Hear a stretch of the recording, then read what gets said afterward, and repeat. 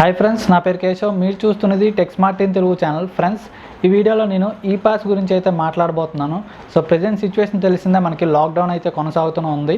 So ఈ epass electronic pass అనేది మనకి గవర్నమెంట్ ఆఫ్ ఇండియా అయితే తీసుకొచ్చింది, స్టేట్ వైజ్ తీసుకొచ్చింది. సో ఏ స్టేట్కి ఆ స్టేట్కి సపరేట్గా ఈపాస్ అయితే ఉంటుంది. సో వాటి యొక్క లింక్స్ అయితే ఏ స్టేట్కి ఆ స్టేట్కి సపరేట్గా లింక్స్ అయితే ఉంటాయి. ఆ లింక్ నుంచి అయితే ఈపాస్ అయితే మనం అప్లై చేసుకోవచ్చు. సో ఈపాస్ అంటే మనకి ఎలక్ట్రానిక్ పాస్ అని అర్థం. సో ఇది only emergency services goods run చేసి వాళ్ళకి మాత్రమే వర్తిస్తుంది. సో ఇక్కడ ఈపాస్ అనేది అది కూడా కేటగిరీస్ అయితే ఉంటాయి. ఆ కేటగిరీస్ అయితే నేను మీకు నెక్స్ట్ చెప్తాను. నెక్స్ట్ ఈపాస్కి మనకి ఏంటేంటి కావాలి, నెక్స్ట్ ఈపాస్ ఎలా అప్లై చేసుకోవాలి బేసిక్గా.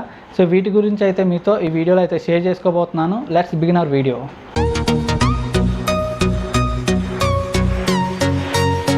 ఫ్రెండ్స్, ఇక్కడ స్క్రీన్ మీద చూడొచ్చు, ఇది ఓన్లీ ఎమర్జెన్సీ సర్వీసెస్ చేసే వాళ్ళకి మాత్రమే ఇదైతే అప్లై చేయడానికి అవుతుంది, వాళ్ళకి మాత్రమే వర్తిస్తుంది ఈ పాస్ అనేది. సో ఇక్కడ చూడొచ్చు మనకి లిస్ట్ ఆఫ్ కేటగిరీస్ అయితే ఉన్నాయి. ఈ కేటగిరీస్ ఫర్ ఎగ్జాంపుల్ ఎలక్ట్రిసిటీ వాళ్ళకి, నెక్స్ట్ వాటర్ సప్లై చేసే వాళ్ళకి, ఫుడ్ సప్లై చేసే వాళ్ళకి, హెల్త్ రిలేటెడ్ సర్వీస్ చేసే వాళ్ళకి, పబ్లిక్ సెక్టర్ బ్యాంక్ ఎంప్లాయీస్కి, వీళ్ళకి మాత్రమే ఇదైతే అప్లికబుల్ అవుతుంది. వీళ్ళు మాత్రమే అప్లై చేసుకోవాలి. సో ఈ కేటగిరీ సంబంధించిన వాళ్ళకి కావాల్సిన డీటెయిల్స్ ఏంటంటే, first of all vehicle number అయితే ఉండాలి. 2 వీలర్ అయితే 2 వీలర్, 4 వీలర్ అయితే 4 వీలర్ సంబంధించిన రిజిస్ట్రేషన్ సర్టిఫికేట్ అయితే ఉండాలి. నెక్స్ట్ ఫోటోగ్రాఫ్ అయితే ఉండాలి. ఐడెంటిటీ కార్డు కూడా ఉండాలి, అఫీషియల్ ఐడెంటిటీ కార్డ్. నెక్స్ట్ కంపెనీకి సంబంధించిన లెటర్ కూడా ఉండాలి. సో ఆధార్ కార్డే కాకుండా మిగతా ప్రూఫ్స్ కూడా ఉండాలి. Pan card, voter ID card, ఇలాంటి మిగతా ప్రూఫ్స్ కూడా ఉండాలి. సో మనకు చెప్పాం కదా, మనకి స్టేట్కి సంబంధించిన ఏ స్టేట్కి సంబంధించిన ఆ స్టేట్కి సపరేట్ లింక్ అయితే ఉంటుంది. మన ఆంధ్రప్రదేశ్కి సంబంధించిన సపరేట్ లింక్ అయితే నేను డిస్క్రిప్షన్లో లింక్ అయితే ప్రొవైడ్ చేస్తున్నాను. అక్కడి నుంచి అయితే మీరు ఓపెన్ చేసుకోవచ్చు. సో మీరు ఓపెన్ చేయగానే మన ఆంధ్రప్రదేశ్కి సంబంధించిన లింక్ అయితే ఇలాగ ఓపెన్ అవుతుంది. సో స్టార్టింగ్ మీకు మొబైల్ నెంబర్ అయితే అడుగుతుంది. మొబైల్ నెంబర్ ఇవ్వగానే మీకు ఓటీపీ అయితే వస్తుంది. ఆ ఓటీపీ ఎంటర్ చేయగానే మీకు కింద ఆధార్ నెంబర్ అయితే అడుగుతుంది. ఆధార్ నెంబర్తో పాటు ఆధార్ నేమ్ కార్డు అడుగుతుంది. యాజ్ పర్ ఆధార్లో ఎలా ఉందో అలాగే ఎంటర్ చేయాలి.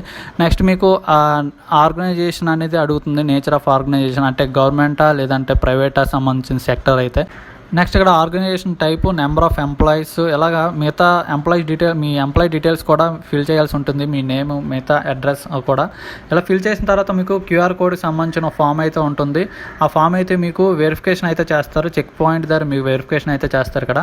సో అక్కడ మీ డీటెయిల్స్ అనేది కరెక్ట్గా మ్యాచ్ అయితే పర్లేదు. సో ఒకవేళ మీ డీటెయిల్స్ అనేవి కరెక్ట్గా మ్యాచ్ అవ్వకపోతే మీకు ఈ పాస్ అయితే రిజెక్ట్ చేస్తారు. సో ఇక్కడ ఆఫ్లైన్లో కూడా పోలీసు వారు అయితే ఇదైతే ఇష్యూ చేస్తారు. ఈ పాస్ అనేది మనకి చెక్ పాయింట్స్ దగ్గర త్రూ వాట్సాప్ ద్వారా లేదంటే మెయిల్ ద్వారా కానీ.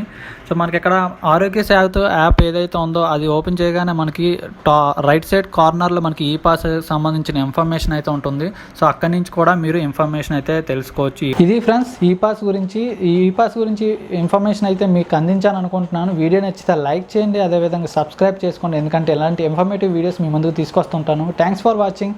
By bye now.